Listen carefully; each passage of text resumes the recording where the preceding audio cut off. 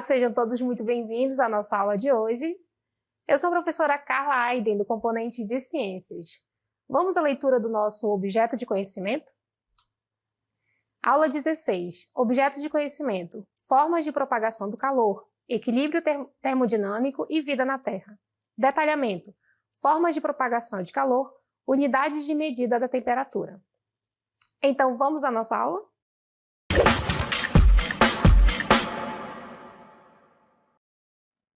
Olá, então nós estamos aqui na Praça Terreiro Aranha, que fica bem no centro da cidade de Manaus. Observe o nosso termômetro que mostra aí 40 graus. Então, a cidade de Manaus, quem mora aqui sabe que aqui faz bastante calor. E aqui a gente costuma dizer que existe um sol para cada um. Mas você já parou para pensar como esse calor chega até a Terra, mesmo com o sol estando a milhões de quilômetros do nosso planeta?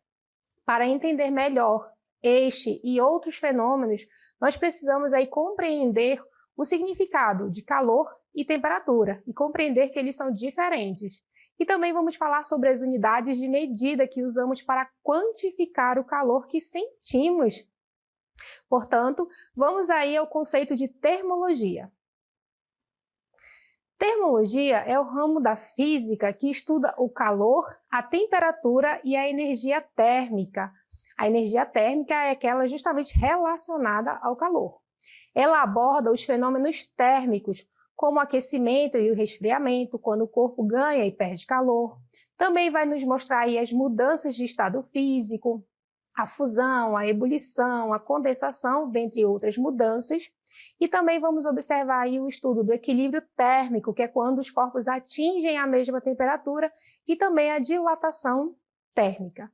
Então vamos aí entender o que é o calor, o objeto de estudo da nossa aula. O calor é a energia térmica em trânsito. Isso quer dizer que ele é uma energia em movimento. É uma energia que se transfere entre dois corpos que apresentam temperaturas diferentes. E esse calor, ele tem um sentido.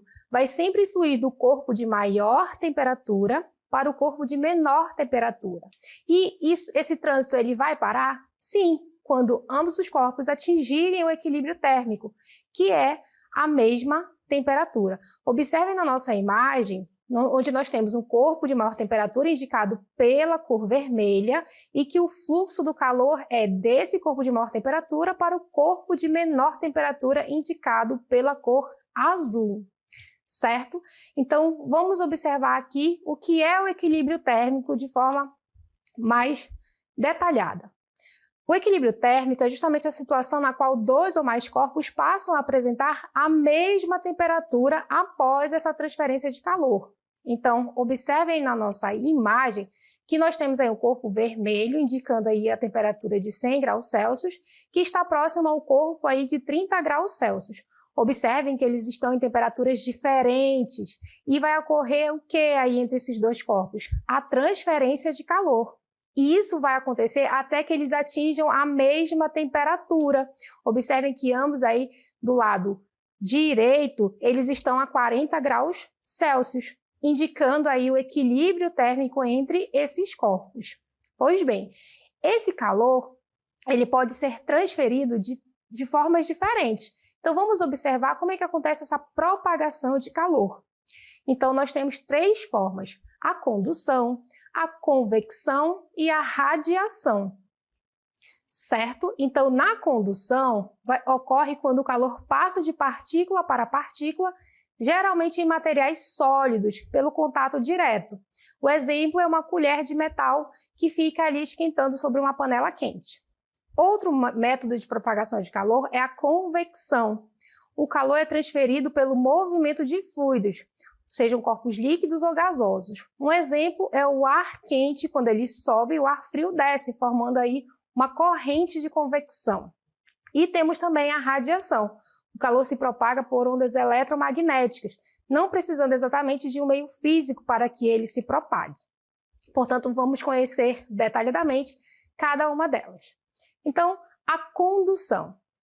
Na condução térmica, ela vai ocorrer quando a propagação do calor ocorre aí por meio de corpos em diferentes temperaturas. E é uma característica desse tipo de propagação de calor não haver a transferência de matéria. Isso ocorre devido aos átomos do corpo, que estão em uma temperatura mais elevada. Eles apresentam aí grau de agitação maior, o que, devido ao contato, acabam colidindo com os átomos que estão presentes no corpo de menor temperatura. Assim, a transferência de calor acontece, a transferência de energia. Observem aí na nossa imagem que o que acontece no corpo de maior temperatura. Percebam que cada bolinha dessa representa um átomo, ou seja, uma partícula da matéria, de um corpo. E observem que no corpo de maior temperatura há uma agitação maior dessas partículas, enquanto que no corpo que é representado pela parte azul, de menor temperatura, as moléculas ou os átomos apresentam um grau de agitação menor. Quando ocorrer o fluxo de calor por condução, uma partícula vai batendo na outra, promovendo aí a agitação dessas moléculas, certo? Então, isso ocorre devido aos átomos do corpo que estão em uma temperatura mais elevada, apresentarem grau de agitação maior e que, devido ao contato, acabam colidindo com os átomos do corpo numa temperatura menor, e assim acabam transferindo energia para eles, elevando o seu grau de agitação até que atinjam o equilíbrio quando tiverem o mesmo grau de agitação, ou seja, a mesma temperatura. Bem, vamos observar essa condução na prática. Observem aqui na nossa imagem que nós temos uma fonte de calor aqui nessa região. Percebam que esse material que está aqui presente pode ser uma barra de metal, por exemplo. A parte que está mais exposta, ali mais próxima à fonte de calor, o que acontece com as moléculas? Elas começam a se agitar cada vez mais. E essa transferência, vai ocorrendo uma transferência dessa agitação para as partículas vizinhas. Isso vai resultar no aquecimento desse material. E isso vai resultar aí, só vai parar, na verdade, quando todo o material atingir o equilíbrio térmico. Percebam que isto está associado ao grau de agitação das moléculas devido à aproximação aí com a fonte de calor, ou seja, a energia térmica, certo? Isso acontece, é bem exemplificado, quando nós, por exemplo, no nosso cotidiano, esquecemos uma colher dentro de uma panela que está sobre o fogo. Então, a panela que está diretamente exposta à energia térmica, que é a chama do fogão, vai ter suas moléculas aquecidas. E, por condução, esse calor vai ser transferido para a colher. E se você for pegar nessa colher sem proteção, você vai queimar a sua mão. Então, perceba que é um exemplo do nosso cotidiano que mostra como a condução acontece. Essa transferência de calor acontece por condução no nosso cotidiano, certo? Então, vamos a outro modo de propagação de calor, que é a convecção. A convecção, é uma transferência de calor que ocorre em meio líquido e gasoso. Isso vai ocorrer pela movimentação das partículas de um fluido, certo? Então, vamos observar o quê?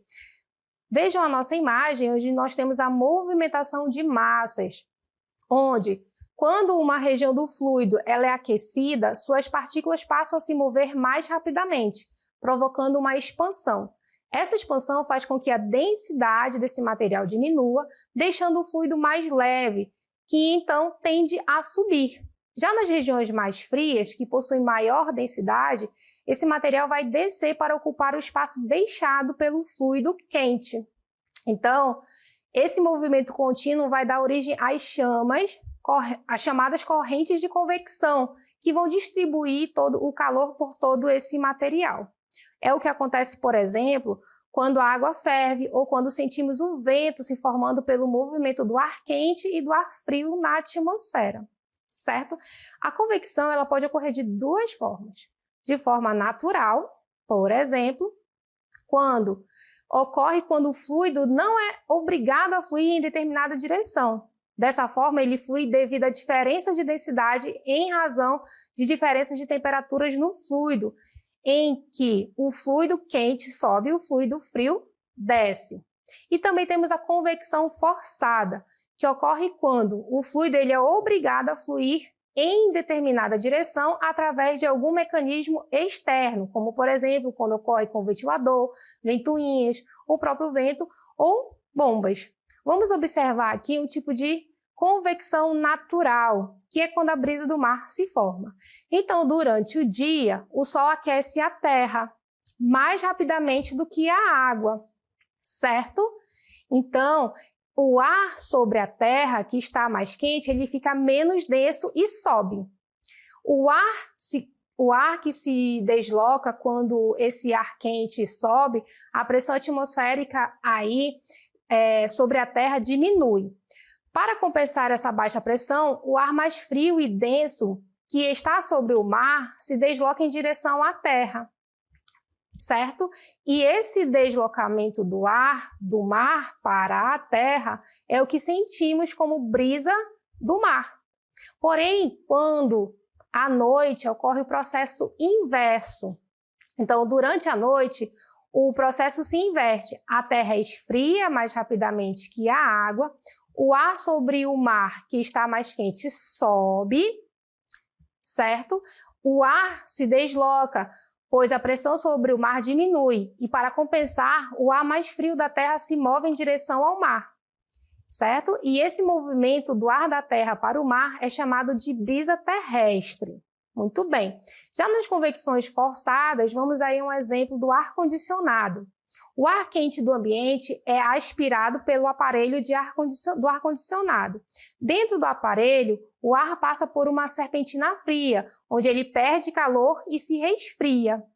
Portanto, esse ar frio ele é mais denso e ele vai para a região mais baixa do ambiente, certo? Então, o ventilador sopra esse ar frio de volta para o ambiente. Esse movimento forçado do ar frio é o que ajuda a baixar a temperatura do cômodo de maneira rápida e eficiente. Nós temos, então, aí o quê? O ar frio denso desce e o ar quente, que é menos denso, sobe. E esse movimento das massas de ar frio e quente é o que caracteriza a convecção. Vamos a um outro exemplo de convecção forçada, que acontece a partir do aquecedor. O aquecedor, ele é um objeto que nós não temos aqui na nossa região, porque aqui é bastante quente. Nós vamos encontrar isso em ambientes frios, né? Onde o clima é frio, mais frio. Então, o ar frio do ambiente é aspirado pelo aquecedor. O ar passa por uma resistência elétrica que o aquece. Um ventilador sopra esse ar aquecido de volta para o ambiente, espalhando o calor de volta, de forma forçada e ajudando a aquecer o local. Então, nós temos aí o processo inverso. O ar quente, ele é menos denso e sobe, e o ar frio, que é mais denso, desce. Então, nós temos aí dois exemplos de convecção forçada. E vamos à nossa próxima forma de propagação de calor, que é a radiação. A radiação é uma forma de propagação de calor onde a energia térmica ela é transmitida através de ondas eletromagnéticas. E esse meio de propagação de calor não precisa de um material, seja o ar ou a água para se propagar. Pode se propagar pelo vácuo, certo? Então, diferente aí da condução e da convecção, ela não precisa de contato direto nem com o ar, nem com a água ou qualquer outro meio, como nós já dissemos, para se espalhar, podendo ocorrer aí no vácuo. É por isso que sentimos o calor do Sol mesmo estando aí a milhões de quilômetros, né, dele. Outro exemplo desse tipo de propagação de calor é quando nós sentamos próximos a uma fogueira e mesmo sem tocar na fogueira, nós sentimos aí esse calor emitido pela fogueira. Então, é mais um exemplo aí da convecção, certo? Então, vamos aí a uma animação que vai nos mostrar a propagação de calor por radiação, que é justamente no funcionamento do micro-ondas. Então, no micro-ondas, a energia ela é transmitida por ondas eletromagnéticas que penetram no alimento e fazem as moléculas de água vibrarem rapidamente. E é justamente essa vibração que gera calor dentro do próprio alimento, aquecendo-o de forma rápida e eficiente de dentro para fora. Certo?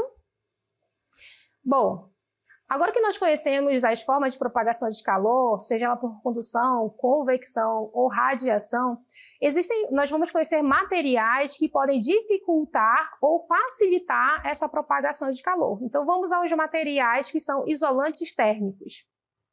Bom, esses materiais, eles minimizam a transferência de calor, funcionando como uma barreira para impedir a entrada de calor externa e a saída de calor interna. Assim, mantendo a temperatura sempre estável, certo?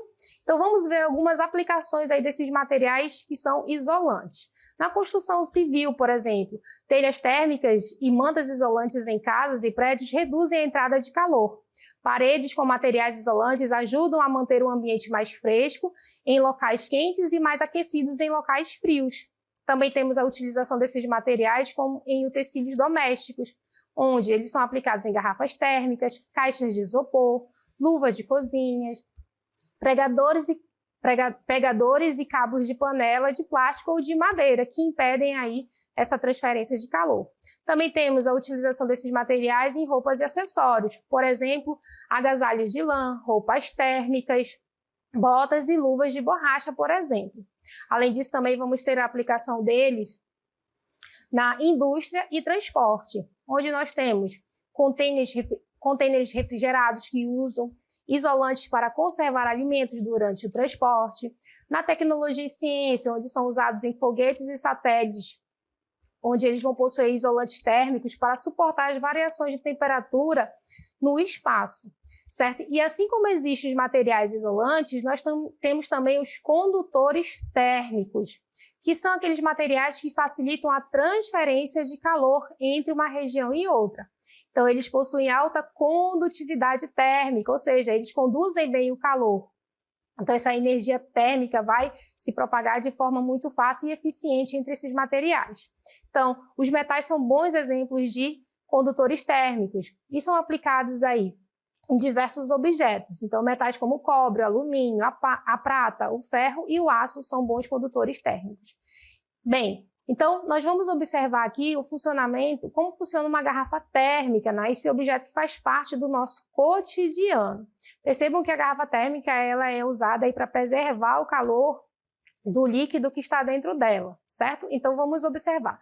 Temos aí, por condução, a garrafa térmica, ela possui uma parede dupla de metal, geralmente de inox, com um espaço entre elas onde é criado um vácuo. O vácuo ele vai impedir a movimentação de partículas de ar, o que bloqueia a transferência de calor por condução.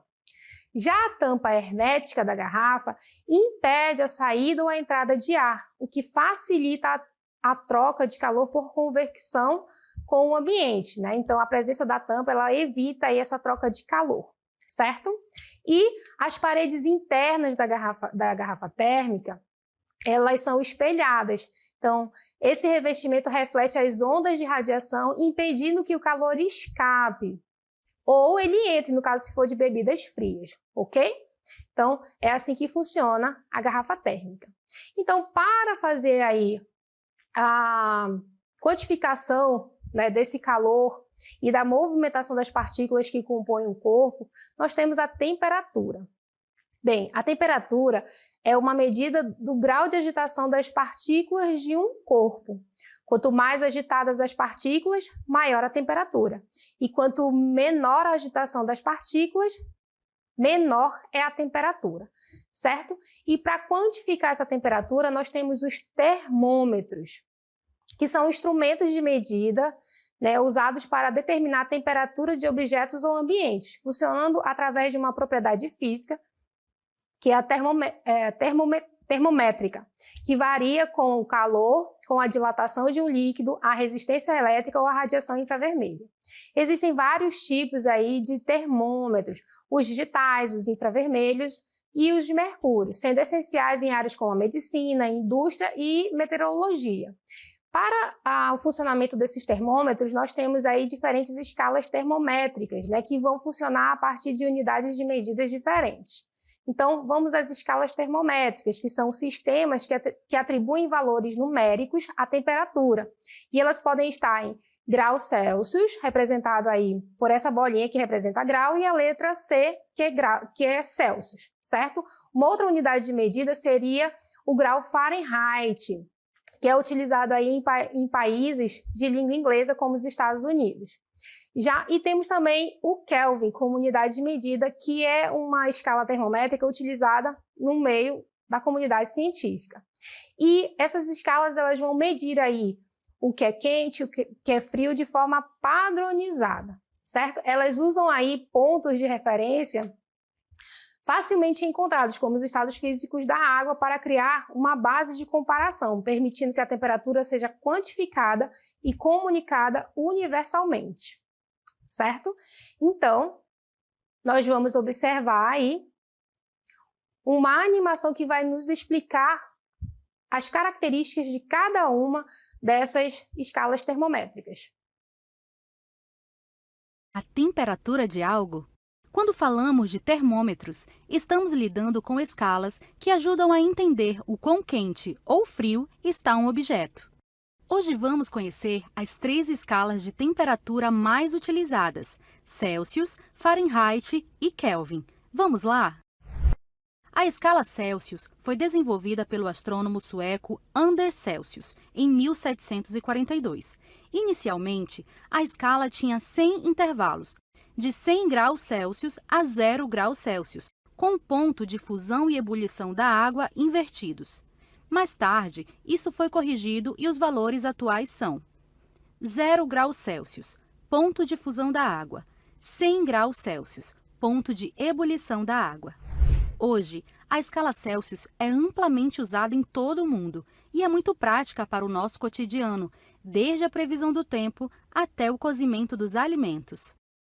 Curiosidade: sabia que a escala Celsius inicialmente era chamada de centígrada, devido aos seus 100 intervalos entre o ponto de fusão e ebulição? A escala Fahrenheit foi criada em 1724 pelo físico Gabriel Fahrenheit. Ela se baseia em 32 graus Fahrenheit como ponto de fusão da água e 212 graus Fahrenheit como ponto de ebulição. Diferente da escala Celsius, Fahrenheit tem 180 intervalos entre o ponto de fusão e o ponto de ebulição. Hoje, essa escala ainda é amplamente usada nos Estados Unidos e em alguns outros países. Curiosidade: você já percebeu que nos filmes americanos eles falam temperaturas como 70 graus Fahrenheit, mas em Celsius isso seria algo em torno de 21 graus. Agora vamos falar sobre a escala Kelvin, criada por Lord Kelvin, também conhecido como William Thomson, em 1864. Essa escala é especial porque seu ponto de partida é o zero absoluto, onde não existe mais movimentação de partículas. A escala Kelvin é usada principalmente em pesquisas científicas, pois evita valores negativos e se baseia no comportamento das partículas a temperaturas extremamente baixas. 273 Kelvin, ponto de fusão da água. 373 Kelvin, ponto de ebulição da água. Curiosidade: sabia que 0 Kelvin é o equivalente ao zero absoluto, onde, teoricamente, toda agitação molecular cessa? É impossível atingir esse valor na prática. Então, qual a principal diferença entre essas escalas? Vamos fazer uma rápida comparação. Celsius, usada na maioria dos países. Fahrenheit, usada nos Estados Unidos e alguns países. Kelvin, usada no mundo científico. Então, vocês viram aí que existem diferentes escalas termométricas e que elas têm valores equivalentes. Então, vamos observar aqui novamente uma imagem que mostra aí os termômetros na escala Fahrenheit, na escala Celsius e na escala Kelvin. E percebam que elas têm valores equivalentes aí para o ponto de ebulição da água e para o ponto de fusão da água, dentre outros valores, certo? Então, nós podemos, então, fazer conversão entre essas escalas termométricas, né? Então, achar o valor em uma dessas escalas e converter para a outra. Então, nós podemos fazer a conversão desses valores entre as escalas utilizando aí a seguinte equação, onde nós vamos observar aí. Nós temos Tc, que representa a temperatura em Celsius sobre 5, é igual a temperatura em Fahrenheit menos 32 sobre 9. Que é igual à temperatura em Kelvin, menos 273 sobre 5. Então, nós vamos observar que onde tem a representação de TC, isso equivale a quê? TC equivale à temperatura na escala Celsius, representada por este símbolo aqui. Já na temperatura, em onde está escrito TF, é a temperatura na escala Fahrenheit, representada pelo símbolo, que é essa bolinha representando o grau, e a letra F de Fahrenheit. E temos TK, onde tem TK, representa a temperatura em Kelvin, que é representada pela letra K, certo? Então, vamos aí fazer uma exemplificação. Essa equação ela pode ser desmembrada dependendo da transformação que você quer fazer. Então, para transformar Celsius em Fahrenheit ou Fahrenheit em Celsius, nós temos a seguinte equação. Temperatura em Celsius sobre 5 é igual a temperatura em Fahrenheit menos 32 sobre 9. Também podemos desmembrar em temperatura em Kelvin é igual a temperatura em Celsius mais 273. E também podemos utilizar aí temperatura em Celsius é igual a temperatura em Kelvin menos 273 quando nós queremos fazer a transformação de Celsius para Kelvin. Então, vamos a um exemplo.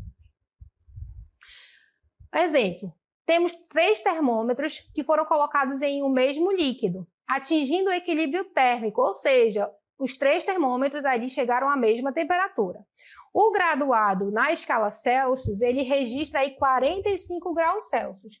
Então, os termômetros graduados nas escalas Kelvin e Fahrenheit devem registrar quais valores? Qual valor deve equivaler na escala Fahrenheit e Kelvin a esses 45 graus Celsius? Então, vamos observar como nós vamos resolver essa questão. Bem, o único valor que nos foi dado é 45 graus Celsius, então esse valor vai ser substituído lá na equação para acharmos aí o valor da conversão, certo? Então, vamos primeiro transformar Celsius em Fahrenheit. Então, nós vamos pegar a equação TC sobre 5 é igual a TF menos 32 sobre 9. Bem, como é que vai ficar isso? Temos aqui, na temperatura Celsius, substituímos por 45 sobre 5 e repetimos o segundo termo, que é justamente o que nós queremos encontrar, que é a temperatura em Fahrenheit.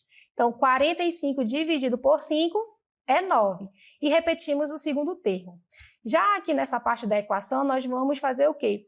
Multiplicar o meio pelos extremos, onde vai ficar 9 vezes 9. Nós temos aqui. E vamos repetir TF menos 32. 9 vezes 9 é 81. E repetimos o segundo termo, certo? Fazendo a organização da equação, nós temos TF, que é a temperatura em Fahrenheit, é igual a 81 mais 32, resultando em temperatura em Fahrenheit é igual a 113 graus Fahrenheit. Isso quer dizer que aqueles 45 graus Celsius na escala Fahrenheit representam 113 graus Fahrenheit, certo? A próxima transformação que nós vamos fazer é para a escala Kelvin. Então, nós vamos utilizar a equação TC é igual a TK menos 273. Lembre-se, TC é a temperatura em Celsius, portanto, nós vamos substituir por 45 e repetimos o segundo termo da equação. Fazendo a organização aí da equação, nós vamos ter o quê? Temperatura em Kelvin é igual a 45 mais 273, resultando aí a temperatura em Kelvin 318 Kelvin. Então, observem que nós fizemos aí as transformações utilizando as equações para fazer aí, achar o valor equivalente em cada uma das escalas, certo? Então, nós vimos aí como é que acontece a propagação de calor, conhecemos aí o conceito de cada uma dessas formas de propagação, vimos que existem escalas termométricas para fazer aí a representação da temperatura, e essa foi a nossa aula de hoje. Até a próxima!